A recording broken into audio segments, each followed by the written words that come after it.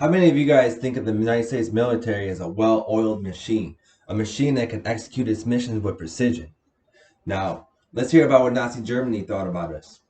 The reason that the American army does so well in wartime is that war is chaos, and the American army practices chaos on a daily basis. Now, this one's from the Soviets. One of the serious problems in planning against American doctrine is that the Americans do not read their manuals, nor do they feel obligated to follow their doctrine. This next one is from a U.S. soldier from World War II. If we do not know what we are doing, the enemy certainly cannot anticipate our future actions. Now, I've always found these quotes to be very interesting and actually kind of humorous because I've experienced this. Our military definitely operates on chaos, right? But it works for us. And so I'm going to tell you guys a little bit about my military experience and the culture that I got to experience. So the first thing is going to be the diversity that the cultural diversity that the military has to offer, right? And the second thing is going to be the subcultures of the military. And then the third thing will be veteran culture, right? So jumping right into diversity, right? We have the four branches.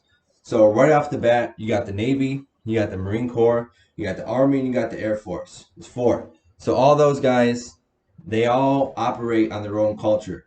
They all have their own songs that they sing when they march. They have their own food that they eat, right? They have their own dress code. They have their own level of military bearing, right? They even have their own jargon. It's hard for different branches to communicate and understand what they're saying because they have their own jargon. We don't really understand each other. That's why we just make fun of each other all the time, right? And even the ranking insignia.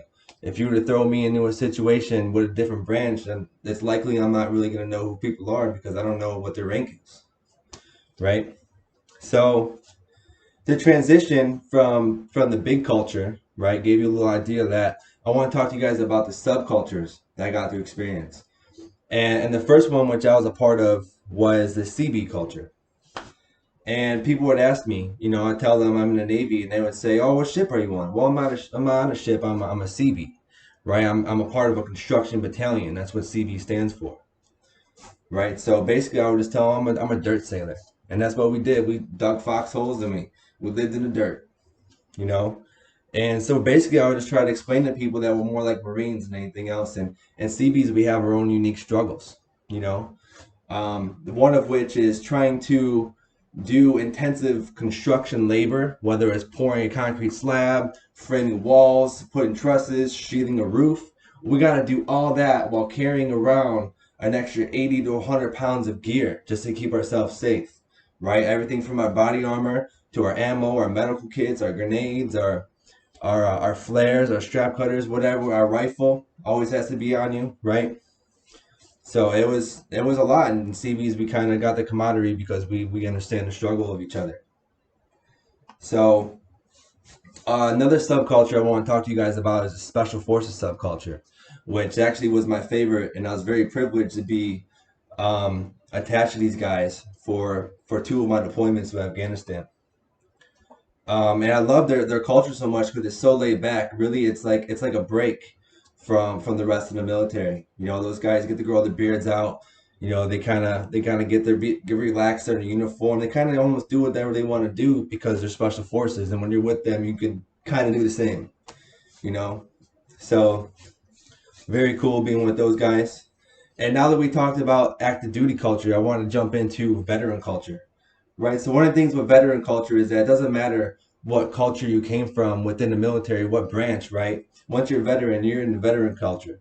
So one thing I've noticed is that we got to look out for each other because veterans, we have our own set of issues. Veterans have the statistically that one of the highest groups of suicide rates. And the mental health of veterans. We got to be there for each other. It's crazy that we're the world's most powerful country with the world's most greatest military, but we don't even have the resources available to keep veterans from wanting to hurt themselves. So I always try to have the backs of other veterans, especially combat vets. Someone tells me they're a veteran, I always ask them, "You've been to combat, you've been to war, where were you deployed to?" Right?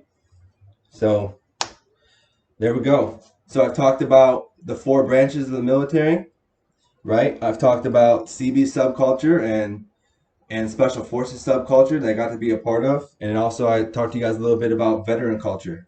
So that was my story about military culture that I experienced. And I hope now as you guys can have a different view of the military and realize that you can't just categorize everybody into one group, that we all have our own diversity, we all have our own unique struggles depending on where we are in with the military. So thank you guys for listening.